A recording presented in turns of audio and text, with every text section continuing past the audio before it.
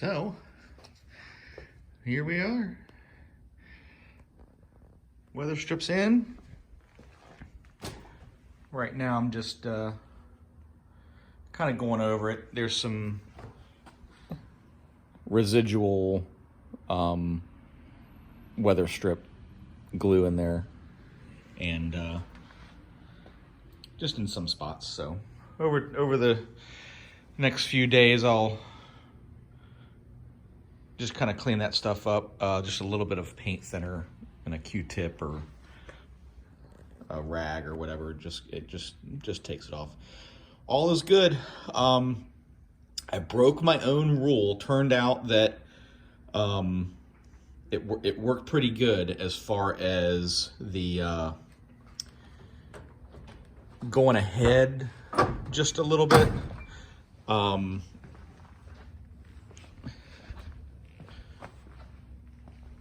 The bottom, so the Weatherstrip starts there, it goes down and around. Where it comes underneath,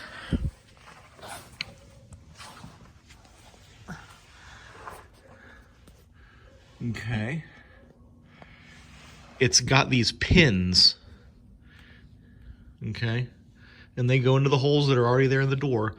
Well, I don't know why. It's my first time doing it, so now I know. But when you really push up hard, I use the back of a screwdriver. They actually pop into place. They actually set. The little wire that's in there is kind of spring loaded, I guess, or whatever. And once you get the glue kind of tacky and you start running your Weatherstrip through there and everything,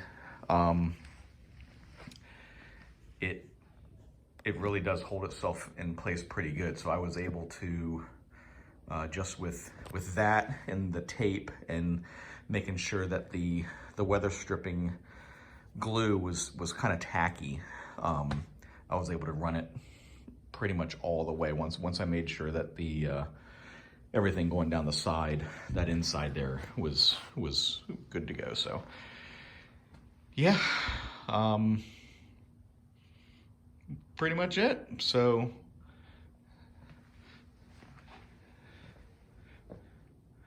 life is good. On the way, so I've got a couple things going on here.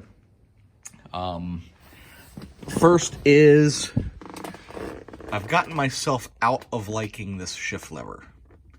Okay, this shift lever is more for a floor mounted shifter and not a console mounted shifter. I ordered a new one, same, I mean, it's still a Hurst shifter and everything, still mounts the same way, but this angle is, it's gonna come up shorter, and it kind of goes this way, and it's not nearly as long. So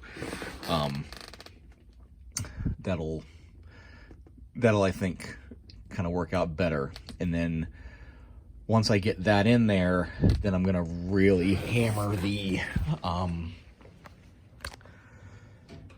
shift linkage, the input for in the transmission is it's not, so the linkage from the shifter to the input in the transmission is just a threaded rod, and it's adjustable. And what's happening is when I got it back from the transmission shop, he said it would probably work better if I had a cable driven hook up there, but I don't have that. So what's happening is the indents on the on the shifter itself are not quite matching up with where the indents, where the shift input clicks into place in the actual transmission.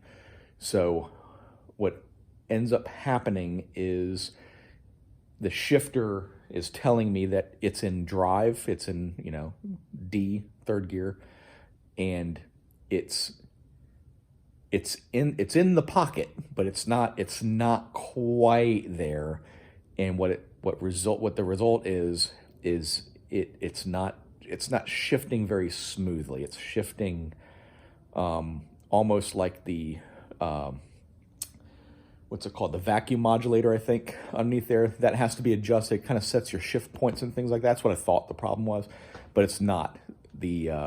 It's just that it's riding just a little bit outside of the pocket. I don't know if it's more towards neutral or more towards second, but it's just a little bit outside, and I'm gonna kind of mess with that linkage and things like that, and try to get it dialed in a little bit better.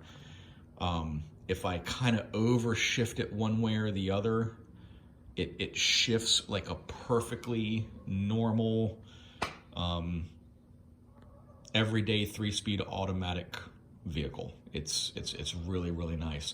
But most of the time, it's not in the pocket right, and I have to get it. It basically shifts at like 1500 RPM, and the, you know, second and third gear are pretty close, and the way the vacuum modulator is set up, it shifts into second and then immediately shifts into third because it's already at the RPM that it would shift into third. So it's like it revs super high. It was really high. I didn't have the vacuum set up correctly. When I took it to the transmission shop, the hose was not connected to the right thing or something. So it was shifting at like 2000 RPMs, and it would shift into second and then just immediately pop into third.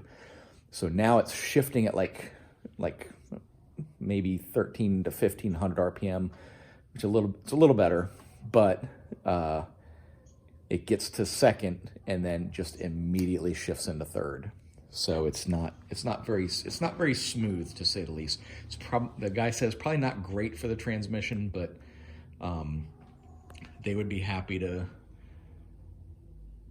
try to get the cable driven hardware in there, or I told him I'd try to give it a shot and see if I can't dial it in. But that's next on the project. New shift lever there, and then while we've got that thing apart, we're gonna jack up this side and get the try to get that linkage squared away. So that'll probably be the next video. So we'll see you all next time.